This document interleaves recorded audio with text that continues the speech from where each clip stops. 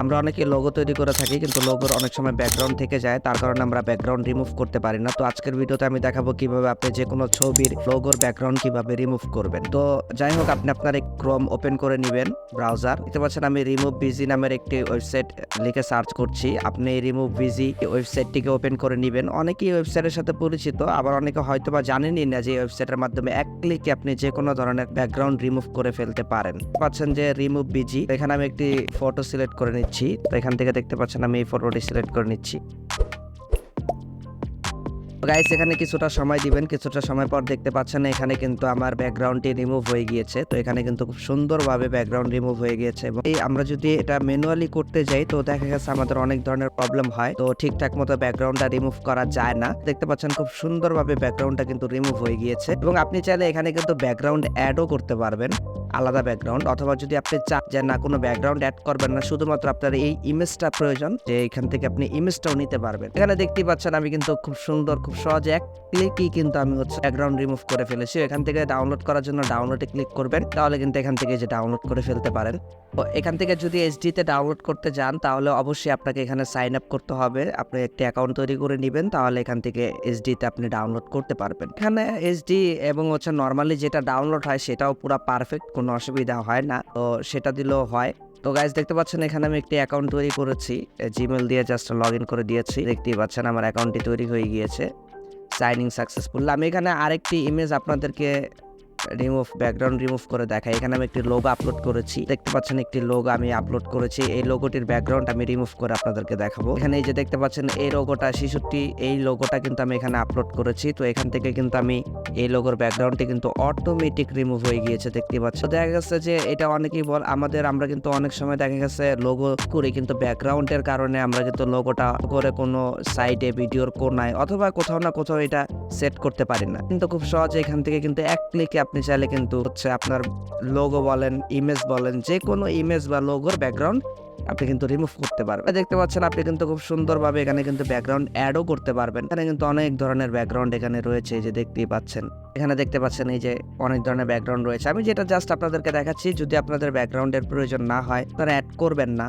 তো এখানে আমি জাস্ট দেখানো পারপাসে আপনাদেরকে একটু দেখাচ্ছি যে এখান থেকে কিন্তু চাইলেই আপনারা কিন্তু যে কোনো ধরনের ব্যাকগ্রাউন্ড এখানে অ্যাড করতে পারেন। অথবা এখান থেকে যে ব্যাকগ্রাউন্ড অ্যাড করতে হবে ব্যাপারটা তা না, আপনার কাছে যদি আলাদা কোনো ব্যাকগ্রাউন্ড থাকে তাহলে সেই ব্যাকগ্রাউন্ডটা কিন্তু চাইলে আপনি এখানে অ্যাড করতে পারেন। এখানে চাইলে এক কালার ব্যাকগ্রাউন্ডে অ্যাড করতে পারেন, আবার কালার্স চাইলে এখানে কালার্সও দিতে পারেন, থাম্বনেইল বানানোর জন্য কিন্তু এটি খুবই দারুণ হয়। তো আশা করি আমি বোঝাতে পারছি। তো এখানে দেখতে পাচ্ছেন এখানে কিন্তু এই যে কালার্স রয়েছে, অনেক ধরনের কালার্স কিন্তু এখানে রয়েছে। আপনি কিন্তু চাইলে এখান থেকে কালার দিতে পারেন। আর এখানে হচ্ছে যে ব্লুয়ার, তো এখানে দেখতে পাচ্ছেন আপনি কিন্তু চাইলে ব্যাকগ্রাউন্ডটা ব্লুয়ার করতে পারবেন।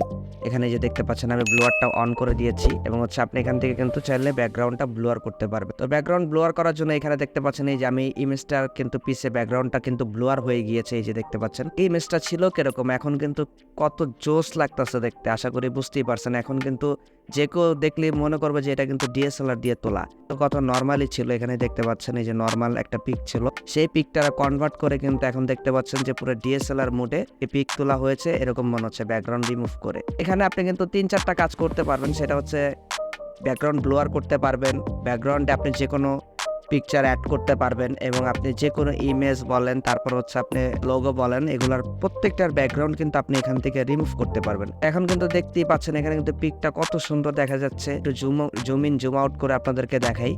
তো দেখতেই পাচ্ছেন কিন্তু এখানে কিন্তু কত সুন্দরভাবে কিন্তু সেট হয়ে গেছে, এবং ব্লুয়ার করার কারণে কিন্তু পিকটা আরো জোস লাগতেছে।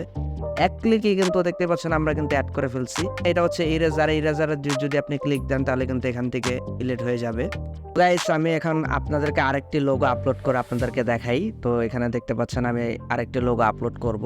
আমি আরেকটি লোগো আপলোড করছি, কিন্তু এখানে আমি কিন্তু ব্যাকগ্রাউন্ড রয়ে গিয়েছে, লোগোর ব্যাকগ্রাউন্ড আমার রিমুভ করা দরকার, তার জন্য আমি এই লোগোটি এখানে আপলোড করব। আপনারা দেখতে পাচ্ছেন এই যে আমি কিন্তু এই লোগোটি আপলোড করছি, এবং আমার ব্যাকগ্রাউন্ডটি কিন্তু অটোমেটিক রিমুভ হয়ে গিয়েছে। দেখতে পাচ্ছেন সুন্দরভাবে কিন্তু ব্যাকগ্রাউন্ডটি অটোমেটিক রিমুভ হয়ে গেছে, এবং এখন আমি চাইলে এটাকে সেভ করে যে কোনো ভিডিওর কোনো অংশে চাইলে আমি এটা কিন্তু ব্যবহার করতে পারি। তো আশা করি আজকের ভিডিওটি আপনাদের কাছে ভালো লাগবে। যদি ভিডিওটি ভালো লেগে থাকে অবশ্যই লাইক কমেন্ট শেয়ার করবেন আপনার বন্ধুদের মাঝে, এবং আপনার অনেকেই হয়তো ব্যাকগ্রাউন্ড রিমুভ করতে চায় কিন্তু রিমুভ করতে পারে না, তাদের জন্য আজকের এই ভিডিওটি। আপনারা কিন্তু অবশ্যই ভিডিওটি ভালো লেগে থাকলে লাইক কমেন্ট শেয়ার করবেন।